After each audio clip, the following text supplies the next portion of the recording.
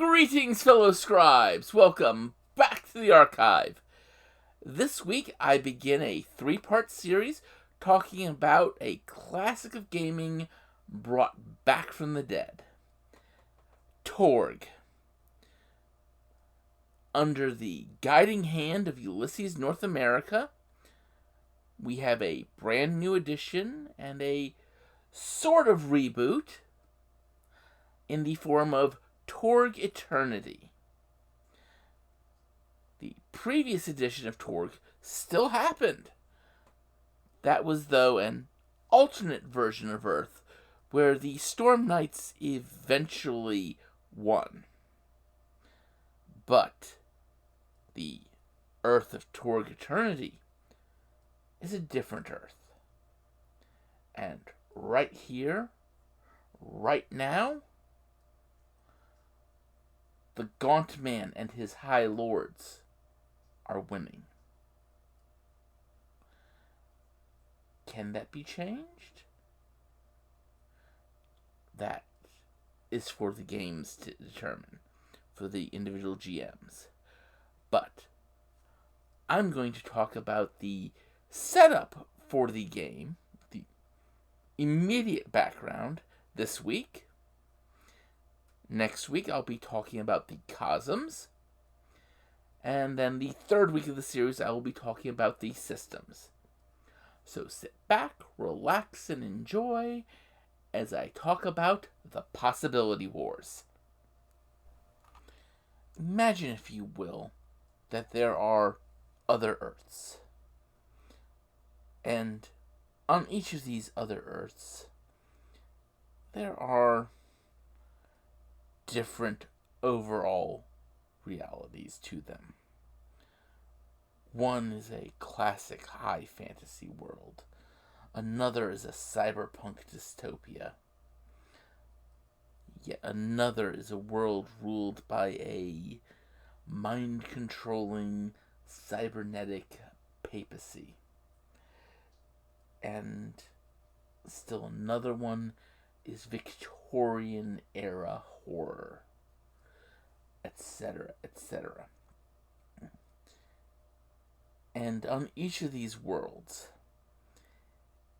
an entity of malevolent design gained access to a device that guided and granted him or her more and more power, until this entity took over that world, able to shape it to his or her whim and image and design.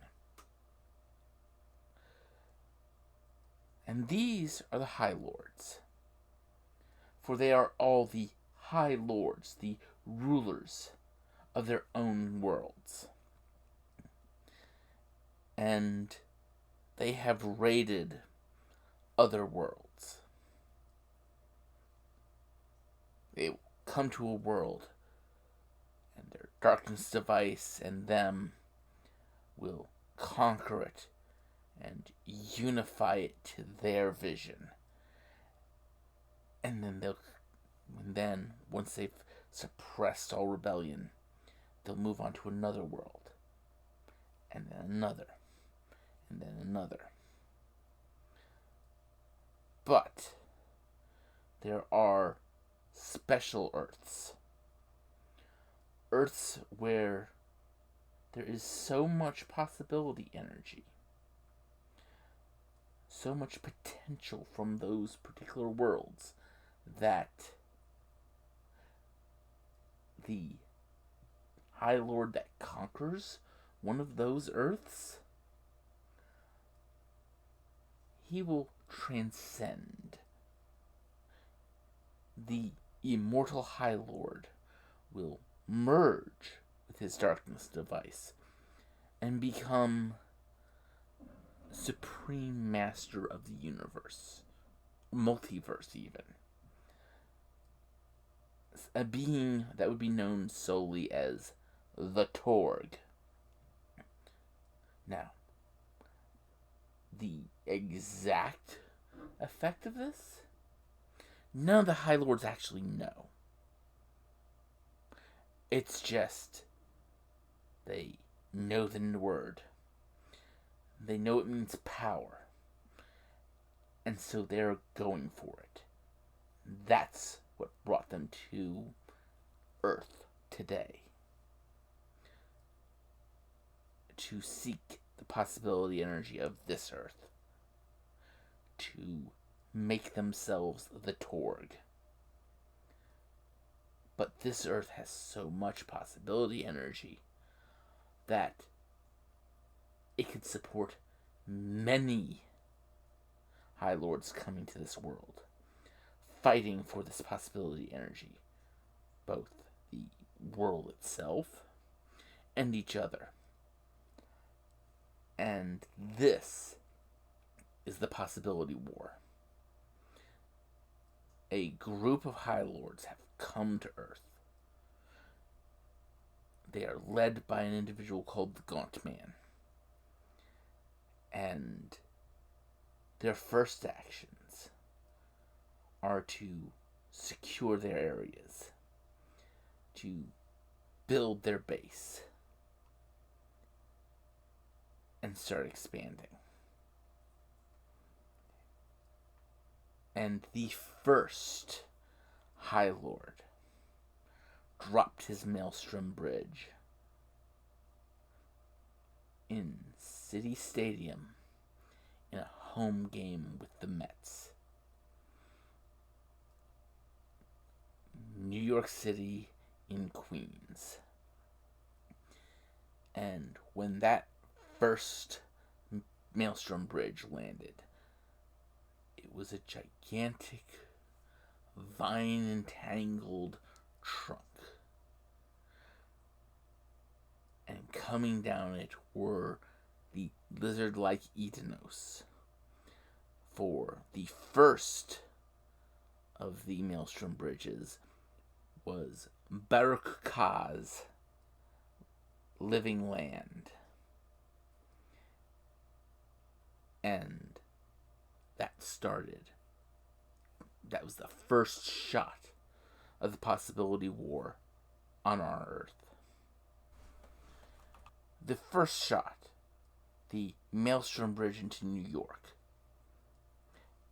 There were swiftly others around North America, and the Living Land actually put the largest area under its sway in the early stages.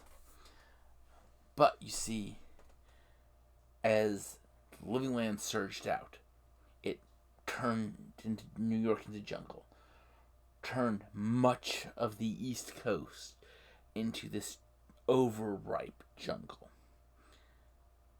But yet, there would be places like Washington, D.C., that, despite all the power of this realm surging in, wouldn't fall. These are what would be called hard points. Points of the reality of core Earth that were so anchored, for whatever reason, into our reality that these invasive realities could not, at least not yet, turn them. But it was during these early stages where people began to find out what was going on in these. You would hear reports of Marines and Army going in, and some of them, their guns not working. But then someone picks up a gun from a fallen one of these, and it suddenly starts working. Or you hear of people going in and turning into these lizard folk Edenos. Or turning into savage, cavemen-like early hominids. You hear of cars not working of technology stopping functioning. Because this is a more primitive world, its rules don't allow advanced technology to work in it. And the people come out, and survivors and refugees come out of this area, and they start telling what's going on, what they're seeing happening in there. And this starts spreading fear. And then over around France, people start getting these messages on their phones. GodNet installing. As something's going on there. Strange entities start coming out of the ground in England and Norway.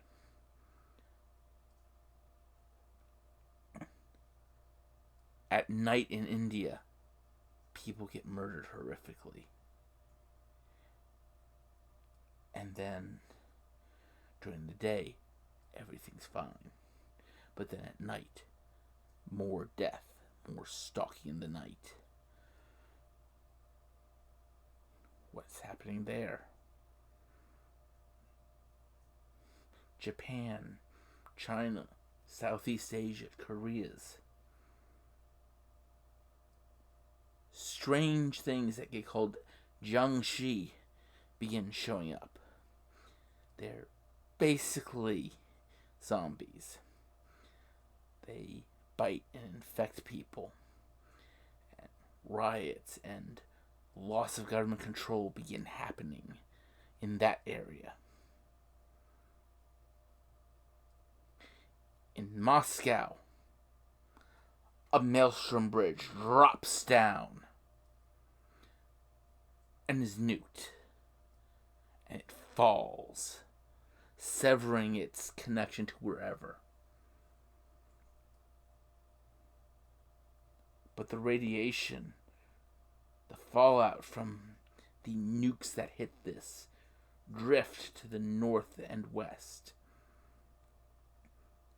irradiating a whole region up that way, making an area that would be called the Blasted Lands later on, before another maelstrom bridge comes in. This one better prepared for whatever could be launched against it. And coming down this are demons with cybernetic augmentations. Humans enthralled to them. Meanwhile, north of Cairo, a maelstrom bridge descends. And marching across this bridge is a pharaonic styled army with tech out of World War II era. And this is a great procession that for some reason is witnessed and treated as a liberation by all those who see it. For the great Pharaoh has come to restore greatness to the land.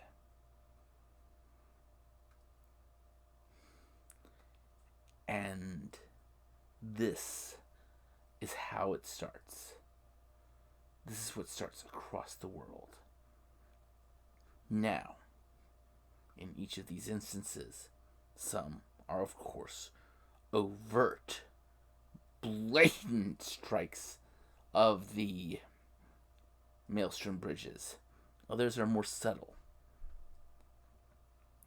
In the eastern area, China, the Koreas, Japan, hold that. A corporation called the Canal Corporation deploys security forces who seem to know exactly how to deal with the Jiangshi, who deal with them swiftly, efficiently, brutally, but perfectly. They start sweeping out, expanding out, securing greater areas. In the area around India, people in old British Victorian military gear start showing up, securing and saving towns from the horrors stalking the night. And as all these come in from these natives who are telling the stories now, people find out, at least in some areas, they find out about the nature of the Possibility War, the origins of the High Lords. And people start spreading information. People get to areas that are core Earth and start using the internet to pass information on, to start telling what they find out. Maybe it's they talk through a hard point. Maybe it's they get out of an area. Whatever. Information starts getting spread. And from there, things get found out.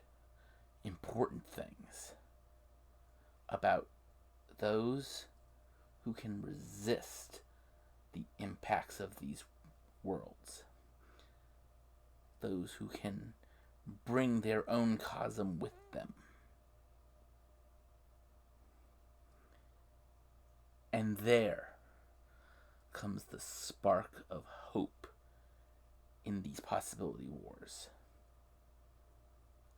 Because there is found the Storm Knights. The ones who can resist the possibility storms, the reality storms. Who can shape reality, if not to their whim, to at least be their own hard points as they travel to other places, breaking the rules of those realities, forcing their own abilities to work, their own knowledges, their own skills. And from these Storm Knights comes the group that will be known as the Delphi Council. It's a multinational organization coordinating the efforts against the High Lords. Will it win? No one knows. But at this point, it has its weapons. Oh, its weapons aren't the guns or swords. Its weapons are people.